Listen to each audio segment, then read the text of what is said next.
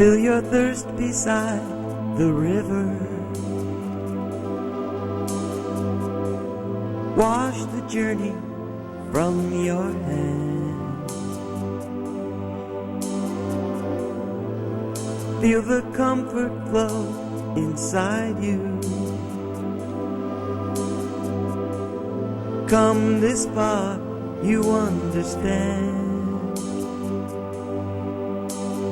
Fear's not allowed, where dreams can be lost or found.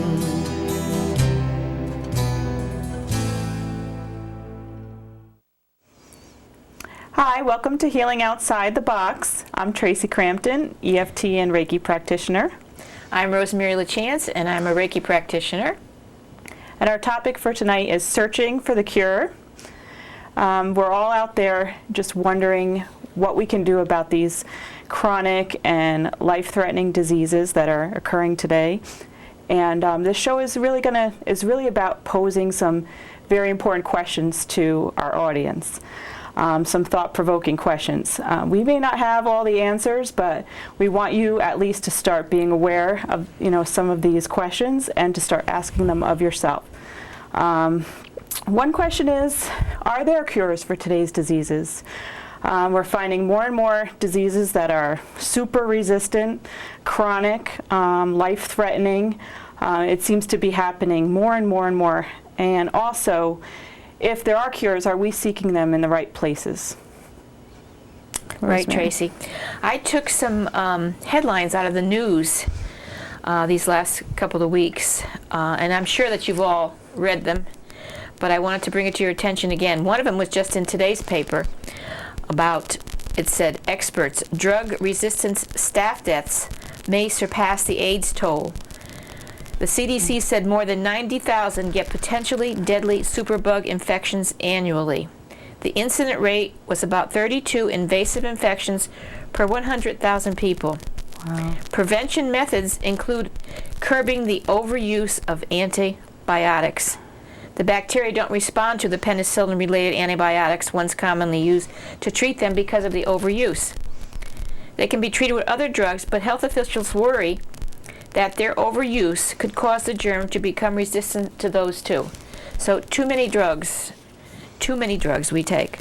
And a point about the antibiotics, Rosemary, I think is that, anti and means against, and biotic means life. I mean, here we are, we're trying to, kill this bacteria, and this is a war. When we talk about war and how the things we fight will fight back, I mean, that's basically what's happening. I think on a medical level, because the medicine, that's fighting these germs, its objective is to kill them, and like any living thing, it's struggling for survival, so it's going to become more and more resistant to the drug. And is there a better way, Right, exactly. Is there a better way? Exactly. And the other thing was that you must have read about the cold medicines being withdrawn for the children. The children. The agency found 69 reports of children's deaths connected with antihistamines, which are used to treat runny noses. All right? And this is what primarily in the infants, because it's in that group of children, we really don't know. We can't really measure the effects that these over-the-counter drugs are having. I know it. Even they can't tell you, I'm having difficulty breathing, or it's very difficult for an infant to tell you what's really happening in their body as a response. I know. It's just so many drugs.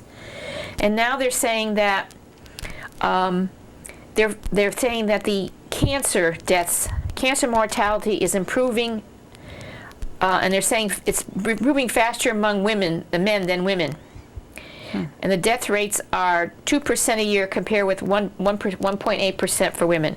But then it goes on to say lung cancer is coming down. But then it says because smoking rates fell. Men are not smoking as much, but women are smoking more. So it's not really because of a cure, it's because they stopped smoking.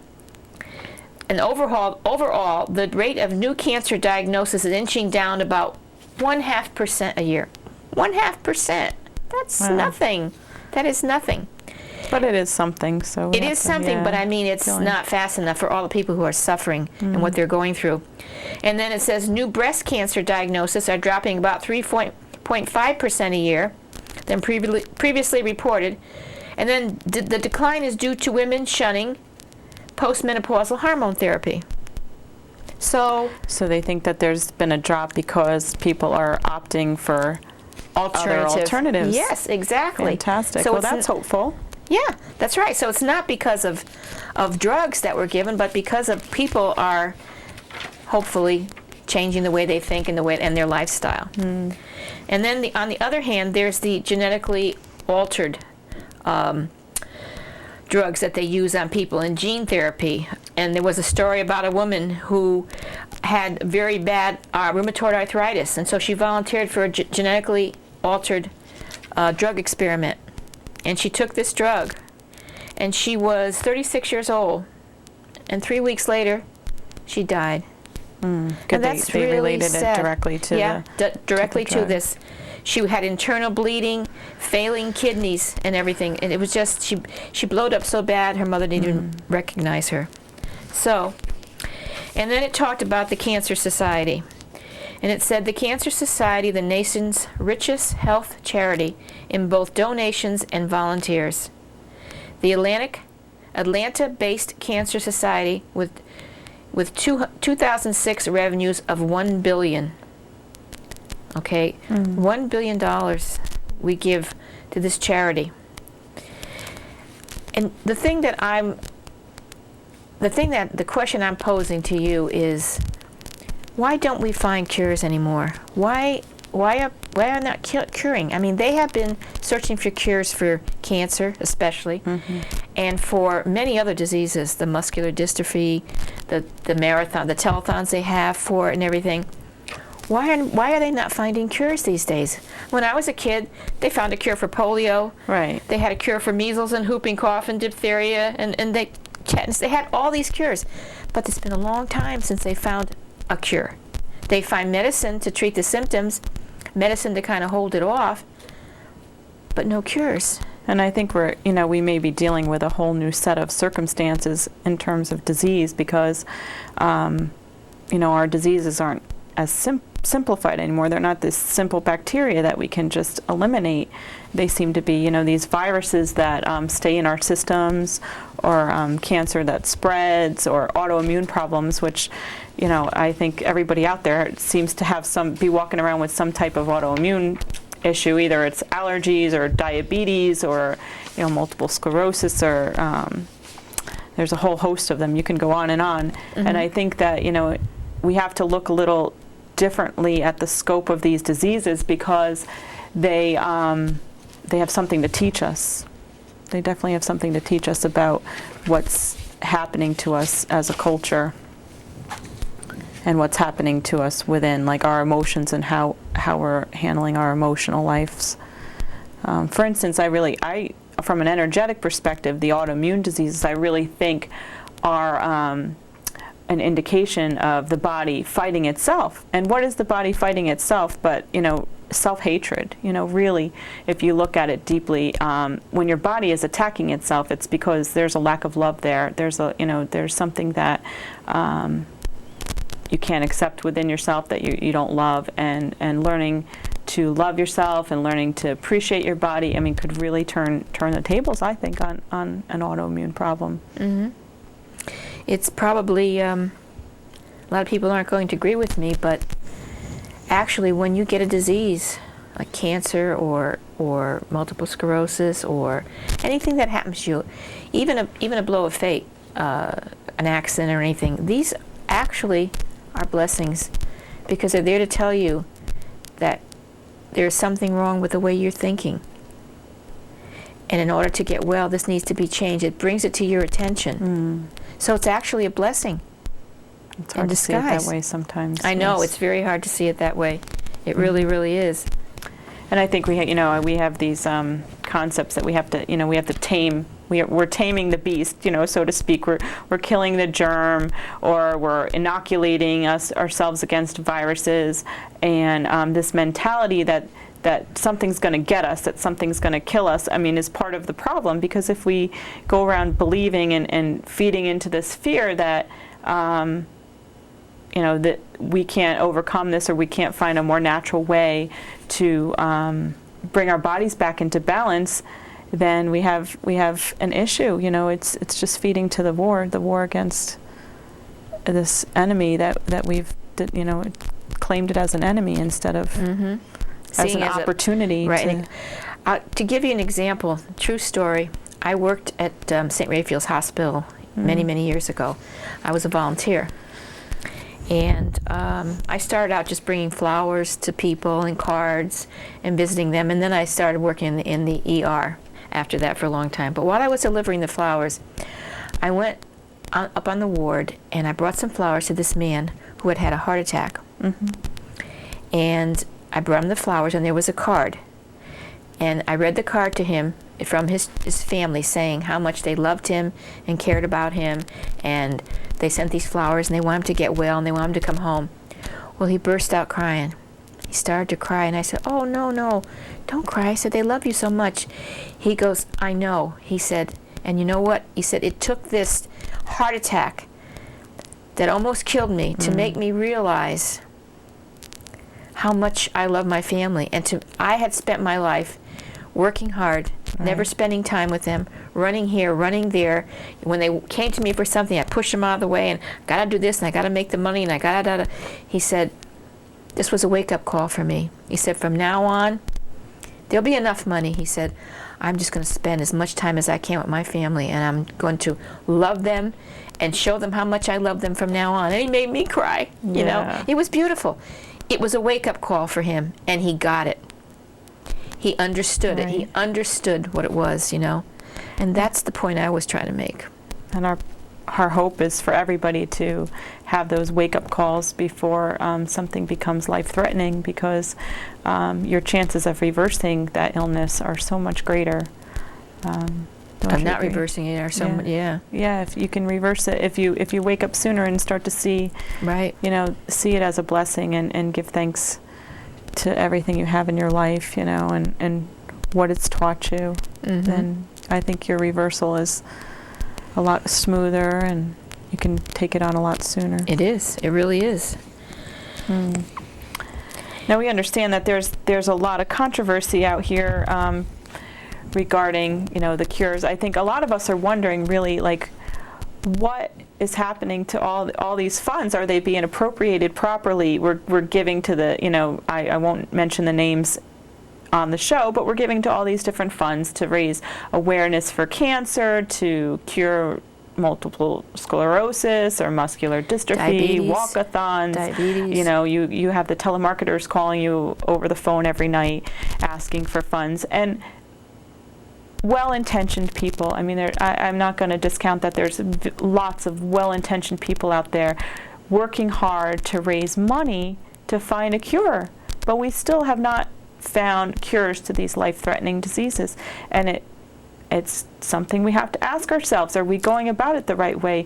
Maybe we could spend our money differently. Maybe we could give grants to people who can work with these individuals to change their nutrition, as opposed to providing new medicines for them. Maybe we can give grants to organizations that can provide them some stress relief, like yoga exercise. Or I'm just thinking there's got to be more funds appropriated for these alternative healthcare models, because a lot of these people aren't being cured with these medical advances. And so can we do something different with the funds?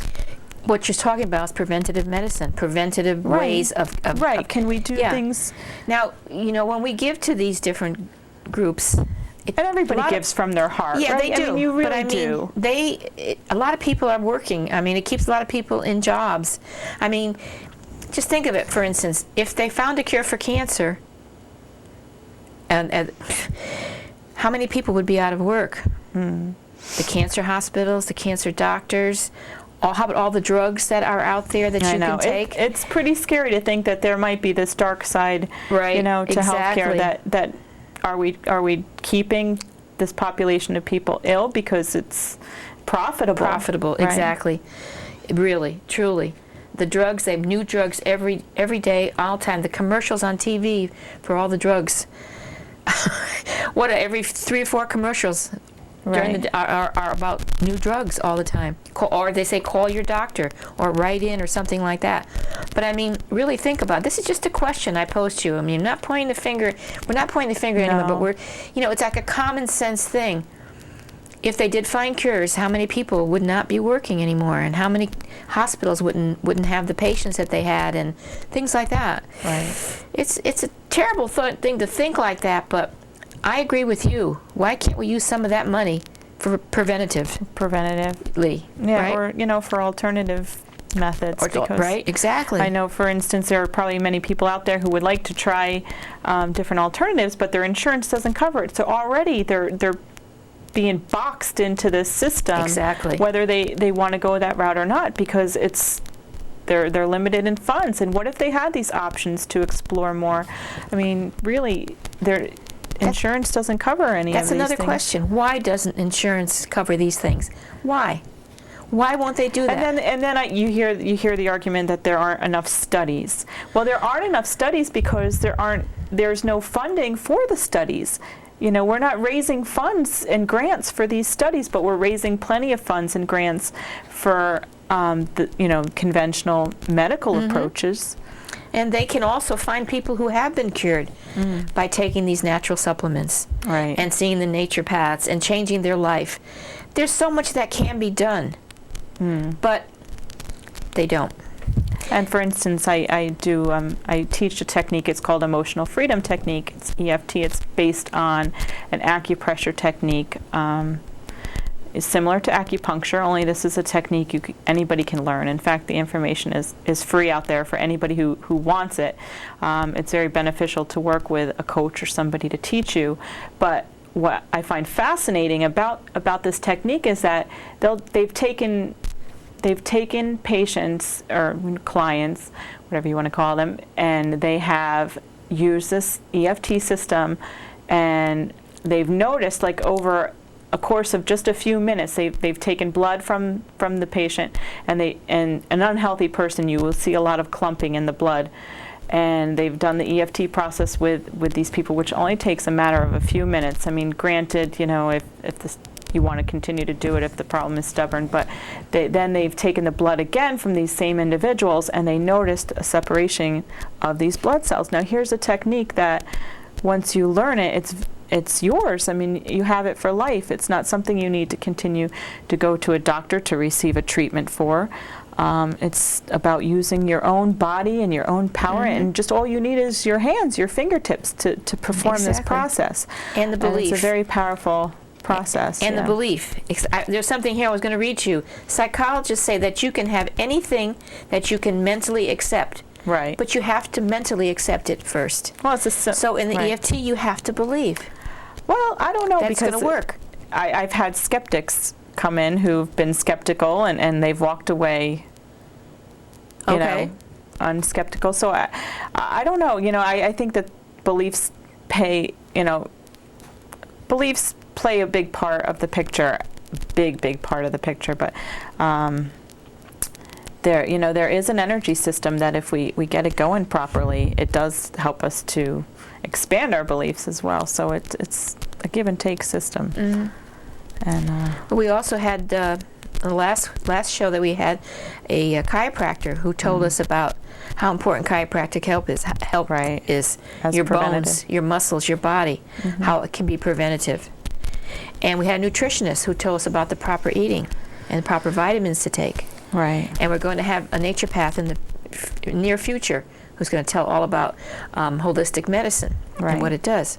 We're also going to have like a woman that we know dearly who does past life recall and hypnosis, so you can learn how to clear all those memories that may be contributing to your current illness or disease. Well, getting back to the natural medicine and the pharmaceutical medicine, I don't know if you knew this or not, but, and I'm not sure we mentioned it before, a long time ago, and this is documented fact, and I had read this and heard it from a naturopathic doctor who had read it. And you can find it in any history that you look up about this. Years before they even had medicine, they used to take the herbs from the tree, the forests, Right. from the woods, from different places, or they grew them, especially the Native American Indians. They were very much into all the herbs. And they used to take that to cure themselves. Well, as time went on, someone, I don't know who it was, started noticing that, and they looked at that and they thought to themselves, why can't we make money from these cures? This is free. But you know, we could make money from this. So they took it and they brought it to some kind of a lab, or they created a lab, and they studied the properties. And they made a chemical equivalent. Right. So that was then naturopathic medicine. Then it became allopathic medicine, which is what pharmaceutical drugs are. And they put it behind the counter and they charged money for it. But being that's a chemical equivalent, it had side effects. Unlike Right. And when you're natural medicine. looking at chemicals, you know, for instance, the you know, you have to dig deeper for chemicals. If you look at it from a perspective of to be in balance is to utilize the resources around you in your environment, because you're living in that environment. So what grows in your habitat is what can cure you in your habitat. Now when you start, you know, going to other lands to seek, you know, medicines and, you know, killing their forests to get the medicine that you need, or digging deep into the ground to get some kind of chemical that you think will cure you. I mean, this is when we start to get off the track, because we're no longer looking at the obvious things that are within our environment that could help to bring us back to balance in that environment. For instance, algae. Algae grows, you know, on water sources. Algae detoxifies that water source. That's what keeps that water detoxified, so that the fish can live in it and all, you know, the aquatic life. And it does the same thing for our bodies, you know. So if we see this happening in nature around us, the things that are growing, you know, for instance, dandelions. Dandelions are some of the most healthy things. We're out there trying to kill them, you know, we're spreading like all this weed control on them. There are farms that grow dandelions for supplements because they're so nutritious, they're so detoxifying. And we're out in our yards trying to kill them. I mean, these things exist in our environment all around us. And what brings us balance in our environment are the things that grow heartily in our environment. You know, and you were talking about the studies, that they haven't done studies. I remember a while back where the people took ephedra, and some people had died from, I think it was bodybuilders. Yes. Because ephedra, they studied the ephedra, which is a natural...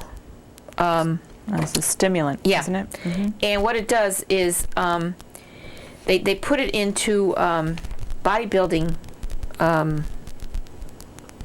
what Mixes, you call it? like Mixes, protein mixes. And they had it pure. Okay, it's a bronchular dilator.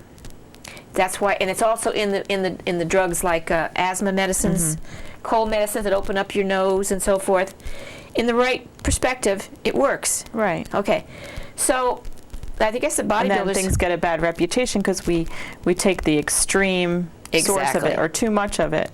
Where, you That's know, what people do. They say, okay, well, it's not governed. Okay, so they could take that, and they took too much, and he passed away because it made his heart race too much, because that's what bronchular dilating is. It makes your heart go faster. Okay, so they're saying, okay, so in the pill it's safe, but it's really not safe in the pill, because that person could have just taken, you know, instead of taking one pill, they could have taken 3 or 4, and the same thing would have happened to him.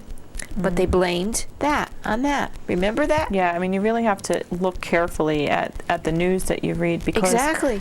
there are a number of factors. We think it's just this one factor, and we automatically say that's horrible. You know, like, Yeah. you know, we hear the same thing. I think a lot of the herbal treatments are sensationalized. Like if a problem exists, you know, with the supplements or something that are more natural. If something comes to newsworthy attention, all of a sudden it's this big deal. But we have to realize that even herbs can be extremely powerful, and not everybody's going to go out there and have, that much of that herb. And some people get the idea or the impression that because it's natural, they might be able to take more of it without any side effects, but it still can be very potent. That's right. If we don't know enough about it, that's where we go to our naturopath. Yeah, go to your naturopath or an herbologist. Yes, herbologist or someone that can help. And that's why, like we said before, it's about the extremes, about doing things to the extreme. Exactly. So why all we need is enough to balance. Yeah. Why can't they cover insurance-wise these naturopathic doctors for everyone, so they can all do it? Why? Because it would be easier for them to go to naturopathic doctors then, and then what would happen? These are things that there are questions out there for people to think about. It's common sense thought. It's really common sense thought. People would be taking even these supplements under the advice of a trained person. Exactly. These naturopaths go to school just like doctors. Right. They take the same kind of courses that doctors do. Okay? And when you take these natural things from them, you don't get the side effects that you get from medicine because it's natural. And the reason you get the side effects is because of the chemical equipment, the chemicals that they put in it.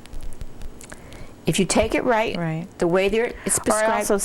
I also find that a lot of our supplements have been altered to the point where they're not natural anymore. I mean, they'll take part of something instead of, we're getting so much further away from like the whole. Like if you take the whole herb or you eat the whole plant, you're getting all of this varied nutrition, and these components help to balance these components.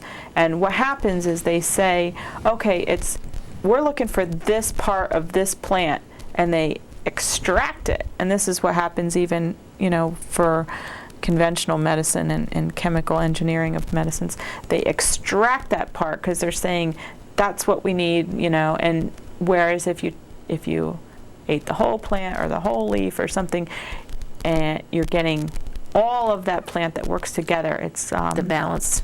It's a balance. Exactly. And there's I can't remember the name.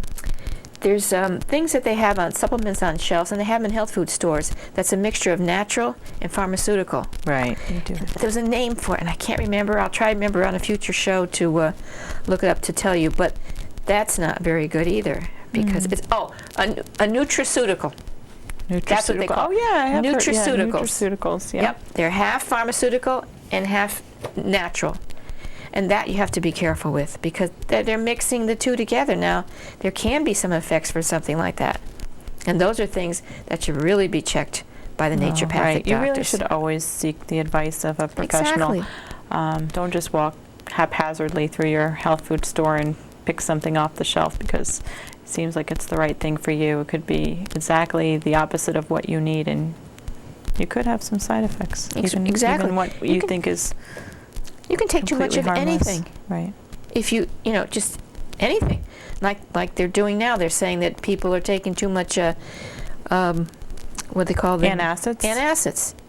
And that can be lethal in time because it really hurts your liver. We're compressing. Like your body produces acid for a reason, and here we are taking these antacids to stop the production of acid, and that sets up a whole host of problems for the digestive system. Exactly. Because then your food is not being digested properly, and when your food isn't being digested properly, guess what? You have more reflux, and so it's just a vicious cycle in that regard.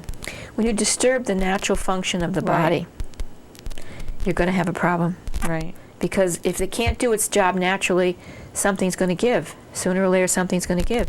So that's why you have to find out what you can do naturally to correct this problem, or what you can stop doing that you've been doing to create this problem. You want to have, the 4 or 5 cups of coffee, well, then you're going to get a lot of heartburn.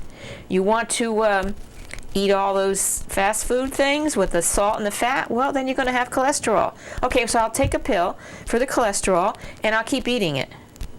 Right. You know, that Counterintuitive, yes. yeah, it doesn't make sense. I mean, Yeah. are we saying that we're that weak a society that we can't stop doing this?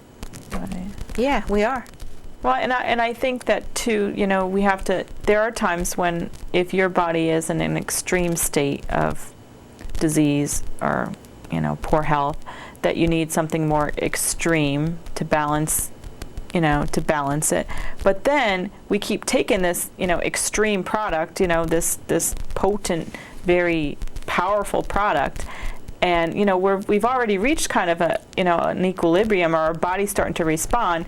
And now this starts to do this because it's too powerful for us and we're having side effects. So the object is to, you know, keep it here and not to continue to take a product that's just too strong for what your body's everyday needs are, because you want to be in balance.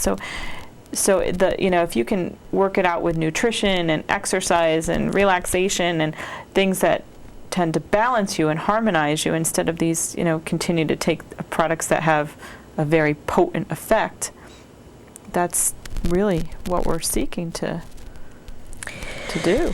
If we look at nature, nature has the perfect balance. Animals in the wild, left to themselves, they know what to eat.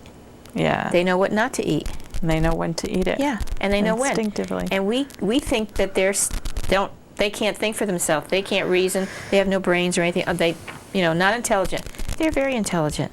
They know what to have. Oh, they're in touch with, like, you know, I always laugh, you know, they say They're that balanced. it's going to be a bad winter because the squirrels are eating, you know, Right. stocking up more acorns. Exactly. I mean, they can predict that. And there's no mystery to that when you really look at it, because it is about balance. It's like they understand that, you know, nature's producing more in lieu of, you know, the winter that's coming, because nature in itself is harmonizing too. So instinctually they know that they went through, you know, maybe this summer, this warm period of time, and that warm period of time produced more of this nut, you know? And so they're stocking up on all those extra nuts that are available. But then they become available because the other extreme of nature is that it's going to be pretty harsh ahead of us. And, you know, I think that when you see nature producing more abundantly, it's because it's going to balance for the time when we might be at a shortage. And our bodies do the same thing. If man is the destroyer, like Hans had said, man loves battle and war. We're the destroyer. We go and we build, and we take the natural. Too, but yes, we are creators. But I'm just in this instance, I'm talking about the destroyer. We build our houses, we build our things, we chop down trees, we disturb the ecology. The animals come into our yards and our life. Why are they here? You know, and everything. Because we're trying to clean up our mess. Yeah, we took away from them. But if man could learn to live in harmony with nature and look at nature, learn from nature, look at the balance, the animal, nature, and mineral kingdoms. Look at all that and live in balance, in harmony with nature. We could learn a lot from nature.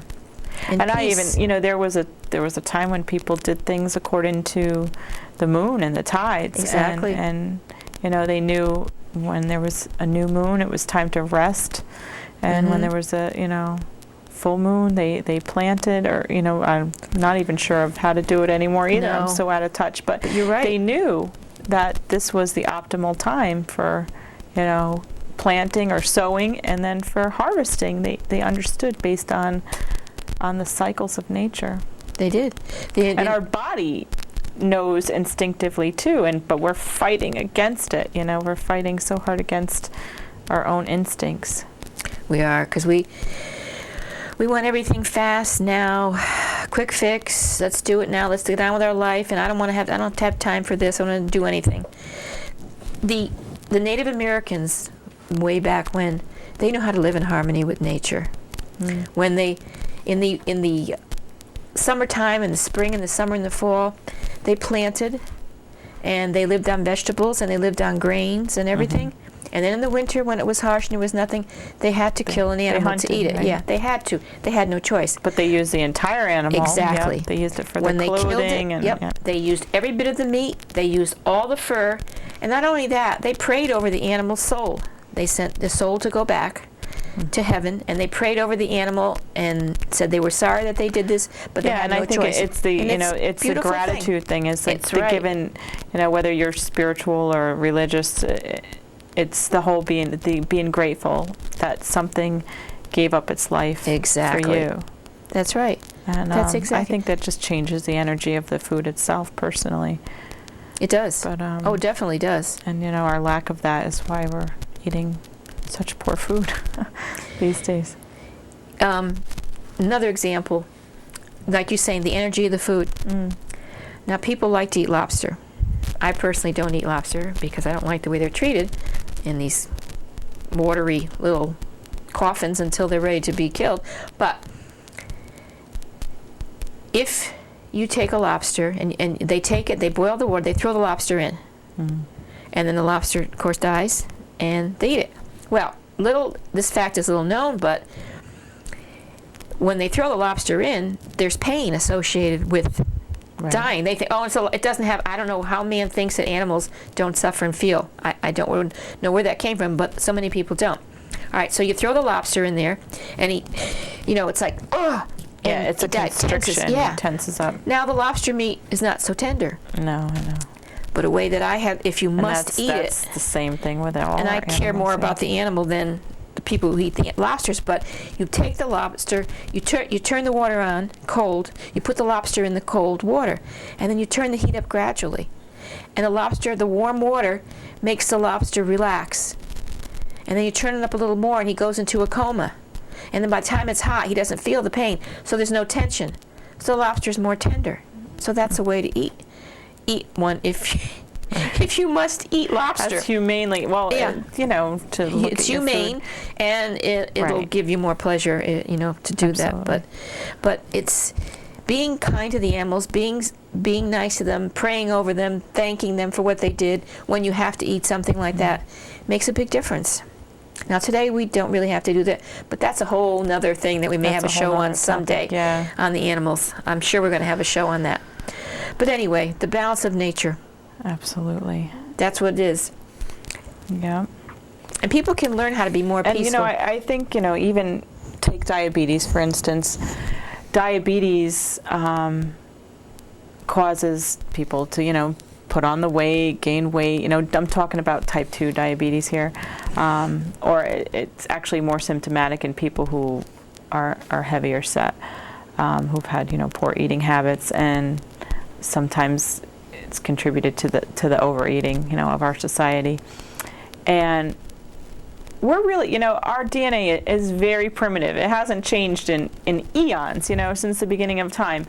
And here in our DNA is stored all these memories. And just like the animals that are scurrying around getting their nuts before the winter, if you're telling your body through this constant overeating that, I'm storing up for some impending doom, your body's going to say, okay, I'll help you out. So the gears kick in, to control, to the body will produce store it too. yeah, It will store the fat for you. Stores it, and stores it, and then we have a situation where we're wondering, what's going on with this diabetes? Well, our bodies are doing what they should do, because you're giving it the signal that Exactly. that you're going into survival mode, that you need to put on, because normally in the winter, when times were more primitive, you didn't go to the grocery store, you didn't have snow plows shoveling your streets every day to get to wherever you need to go all the time, whether it's the McDonald's drive-through or your local grocery store. And so people ate less. By necessity, they ate less.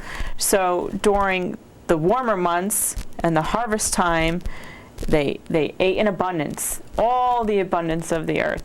And it was healthy to put on the weight. It was healthy to store it. And that's what their bodies did naturally, because naturally winter was coming.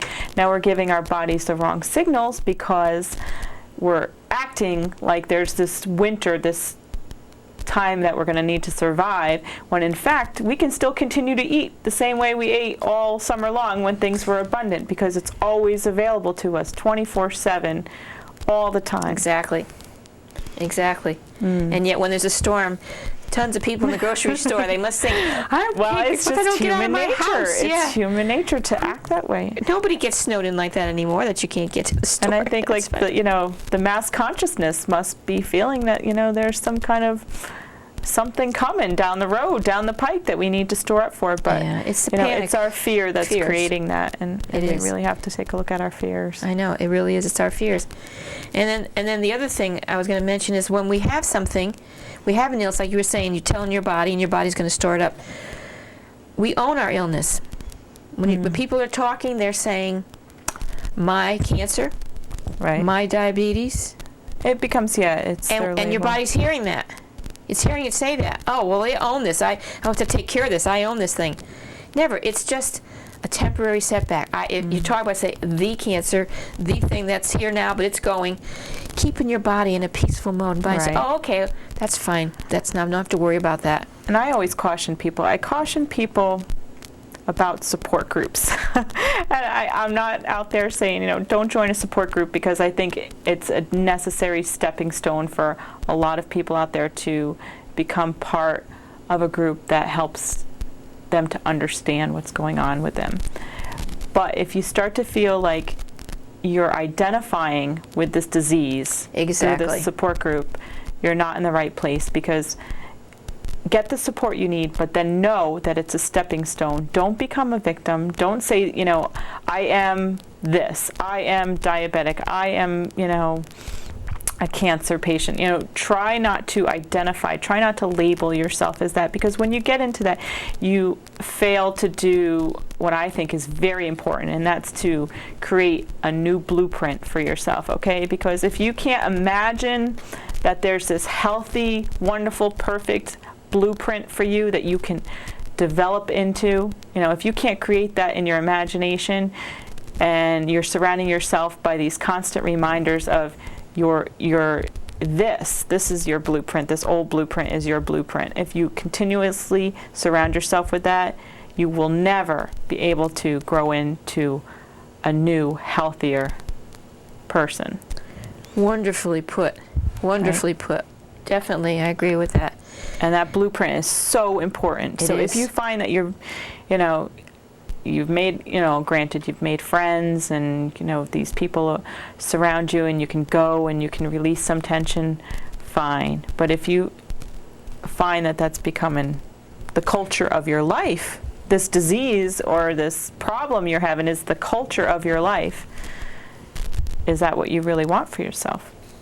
Remember we talked once before, and I had said that Hans Wilhelm had said this to me, everything we do in life is either a cry for love or a giving of love. Mm-hmm. Well, from what you just mentioned, when it's constant like that, it becomes just a cry for love. Someone Yes, sympathizing it with is. someone else. And the bad thing about it, too, is that you're giving the disease energy. Yes, power You're giving over it you. power and energy over you. Mhm. And you don't want to do that. You don't want to give it. You want to look at it. You want to talk to it. You want to love it. You want to say thank you for coming to me. Please tell me why you're here. What is it that I have to learn? What is it that I have to do to get rid of this? To get Right. rid, to make you go away. But I thank you and appreciate it. But don't identify with it. Right. And Just don't talk seek to out. I see a lot of people who become entrenched in that victimization. Where Victimization, they yeah. seek out all the possible doom and gloom scenarios for themselves. And what a horrible way to feed yourself. If you surround yourself with people, go seek out people who have cured themselves from that problem that you're experiencing, and surround yourself with those people or those books, or when you're searching the internet, look up all the possible ways you can heal yourself from this, instead of surrounding yourself with all the possible doom and gloom scenarios that might be ahead of you. That Right. brings us to a book. We didn't plan it this way, but now it's a perfect time to mention this book. Like Traci was love saying, that to read book. it. It's called You Can Heal Your Life by Louise Hay. It's a great book, and it tells you how to get well. And as a matter of fact, even in the back, it'll tell you of the different illnesses that you get and the emotional reasons that you get them, the emotional things that are going on in you that will cause you to have this thing. Like Neck problems, refusing to see the other side of a question, stubbornness, inflexibility. I mean, and there's tons of it in here. This is a wonderful book. I hope some of you will get it. If you can't buy it, maybe go to the library and rent it, but it's a great book. And this is one of the books. We have many to tell you about in the future, but that's an excellent book. I'm working on something with my friend Ken about, do you really want to heal? We're working on a book. That's going to be great when it comes out. Because we assume that we do, but what benefits are you getting from playing the victim in your life? Or are you victimizing yourself because you don't feel worthy? You don't feel worthy of getting better. You think this is some kind of punishment that is due to you. So they do. I've heard people tell me that. I think don't pay lip service. You know, don't ask yourself those really important questions. What is it that's keeping me from getting well? Is there some kind of benefit I'm getting out of this? And it's not about blame. Like I know a lot of people really get upset when you say, they might have something to do with their illness, or their thoughts might have something to do with their illness, because they'd rather just think that this came upon them. And I can understand where you're coming from, because you don't want to blame yourself, and you shouldn't. It's not about blame. It's about seeking a deeper understanding of yourself and seeing this illness or disease or injury or blow of fate in your life as an opportunity to learn and to grow. When we talk about things, especially me, because I'm a little bit older than Traci, a lot older than Traci, I learned from experience. I was that kind of person who blamed myself for everything. I deserve it, this and that and the other. And someone told me something once that really made a lot of sense, and I use it on myself all the time now. I've gotten way above that now, but still, I'm going to pass it on to you. It's that if you blame yourself, think about this. If you knew what you know now, right, and that problem came up, would you do it again? Of course you wouldn't. But at that time, you didn't know any better. No. You did the best that you could do with the tools that you had, and the tools I mean by what you have learned. Absolutely. And if you came from negative parenting, who did put that on you, it makes it more difficult. But even the parents are not to blame, because they got it from someone, right, and then their grandparent. Conditioning, where it's just somewhere along the line. Response. You have to say, "Whoa, that's enough. I am not going to pass on to my children what was passed on to me. I realize it, okay?" But you're going to make trial and error. Oh, yeah, because it's conditioning. Conditioning, exactly. It's habit. Even if parents pass away, the tapes are still playing. Right. The tapes. Yeah. So you have to get rid of the tapes. We know we might see the light now. We might see the truth, but we're still operating in habit mode. And that changes a lot. That takes a lot longer to catch up with our beliefs and our thoughts, is that habit mode. Because sometimes we're just on autopilot, and we're doing these behaviors on autopilot, not even realizing that we're continuing them, even though we believe something differently, or we know the truth. We feel that this is a new truth we have. Yeah. But I know continue. Habit is so hard to break. It is so hard to. I know from my own experience. Yeah. It's hard to break those habits. It's hard to change. It really is. And people have priorities in their life. I know people who want to come for Reiki and say, as soon as I get the time and I get in this better position and I feel better. Wait. You don't come when you feel better. You come to feel better. You come to feel better. All right, and I don't have the time. Okay. Priorities. What are your priorities? Right. You will make time for your priorities, So that the question again, do you want to get well? Yeah. Do you want to find inner peace? Even if you don't have a physical problem now, Reiki helps you to preventative. It helps you, and it also gives you inner peace. And not only that, there's other energy work from other light bringers and energy healers who can help you to do that. Meditation helps to bring you enlightenment. That's all that is. That's what that does. That's what we need to do. You don't wait until you're better. You'll never get there. And I think that we get back to talking about habits too, is that we get so angry at ourselves when we're repeating these habits. But I think what we need to do is really look at, and I teach this a lot too to my clients and in workshops, is that we have to look at the underlying reasons for our habits, because really, what is it that habitually eating this food makes you feel, or what is it that spending money makes you feel? What is underlying that, and is there another way to access that feeling that is healthier for you? Instead of getting that charge of like you feel free because you're spending money, like shopping on all these clothes for yourself, just feeling that freedom. Is there another way to feel free? Is there maybe an experience that you can have in nature that just puts you in touch with the freeness of your being, just to walk through nature, to roll up the cuffs of your pants and run into the ocean, that's freedom too. And that's blessed, more harmonious freedom that's not going to get you in trouble or bring you off balance. So, what is it underlying those habits, and can we stick in some alternatives? We should remember our childhood more and remember how we felt when we were children, the freedom that we did feel. We lose that all too quickly. We never have to lose that. The freedoms of what you just said, rolling up your pant cuffs and watch my children do these things, and the same thing, like we can play. They're so in the moment right now. We're not playing competitive sports, because then that again gets you uptight, because there's that competition. I got to win. I got to be better than them. I don't mean that kind of play.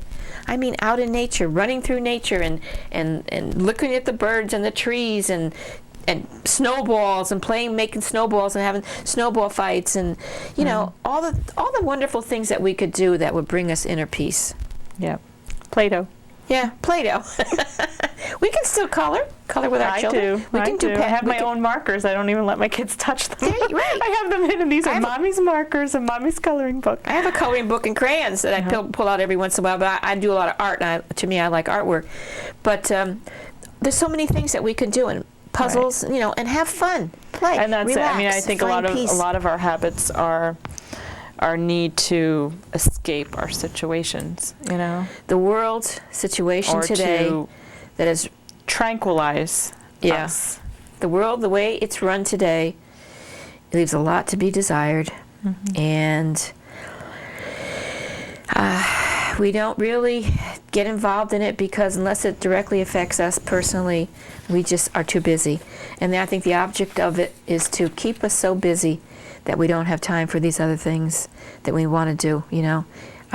Life is very, very, very busy, and it's very hard these days. And what if every day you just said, what will bring me joy today, and make that your number one priority? Because if you get yourself in that vibration first, then everything you have to do after that point is done with so much more grace and ease and happiness. You know what I used to do? I used to keep a book I call my joy book, and just a little notebook. And every time something nice happened to me, someone was nice to me. Someone helped me across the street. Or I don't know. I can't even think of it right now. But said a kind word to me, or smiled. I wrote it in my joy book. That I could look at the end of the day and see how many times nice things happened for me, instead of focusing on the son of a gun who cut me off and the person in the supermarket who hit me with their card and all the things that, there's that side of it too. Journal. Because people are so self-absorbed today because of what they're going through. But if we could keep that joy book and focus on the positive instead of the negative, that's so much more wonderful for our health and for our bodies, for our well-being, for our inner peace. Absolutely. Just changing that vibration before you start your day, like just getting on a good note. You're going to be welcoming that healing energy.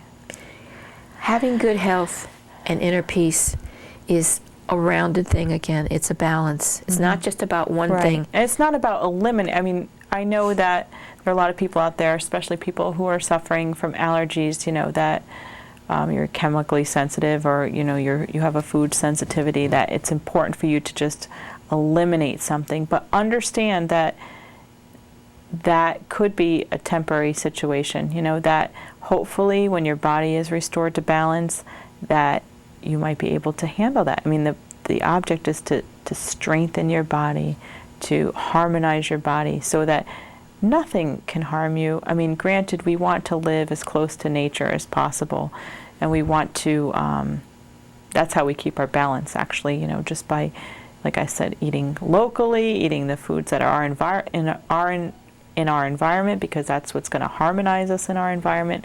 But when you have a strong system, there's no need to eliminate anything. It's just about balancing these things, and not going to the extremes too often. I mean, you could have your chocolate cake now and then, and sit and meditate on it and give like great thanks for it and really, really enjoy it, instead of like eating it every night and shoveling it in and not having any appreciation for it. It's okay to dip into that extreme now and then, but when it becomes an everyday thing, your body will be thrown off balance. I had read that praying over your food can destroy a lot of the negative things that may be in there. Yeah. Can destroy poisonous properties and everything. So, I really think that, believing just even because I know some people don't resonate with praying, but I mean, you might just give in gratitude, just giving thanks. Mm-hmm. Is important.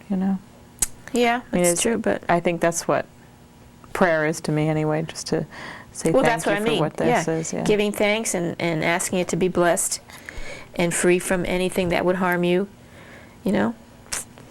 Right. I know that it's a change of lifestyle that I know it's hard for people, and not many people are willing to do it, especially in these trying times that we're having. But it's important, and just to go easy on yourself, to be gentle with yourself and to make small changes. Right. And really, just to make your objective to feel joy and peace and harmony. And when you intend that, you invite that. Try something like meditating. Meditation, I teach meditation. Yeah. It's a wonderful way to get yourself into harmony, to bring peace into your body, to start your day with or end your day with. We're gonna wrap it up now and give you a quote. Okay. To I see by the old clock on the wall, time goes by fast. Yes. But we want to leave you something to profound to sit upon. From our book of courage, we read again. For what is perfect living? Dealing with that which is before us by making the highest choices to aid our soul and for the benefit of all. Thank you. Thank you very much for joining us tonight. I hope that this show brought you some enlightenment. I hope so too. And we want to let you know that if you have any questions for the show, you can contact us. Here are our phone numbers. And you may also send your questions to our email address, and that is healoutsidethebox@yahoo.com. And for future show schedules, you can visit www.entirebeing.com. Now, goodbye to all of you. See you next time. Yes, and good night, and live be good fully to yourself. And live healthy. Right, be good to yourself. Be Peace. good to yourselves. To the world you have made,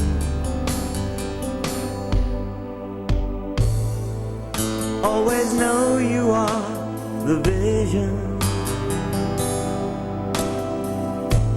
See the truth, darkness fades.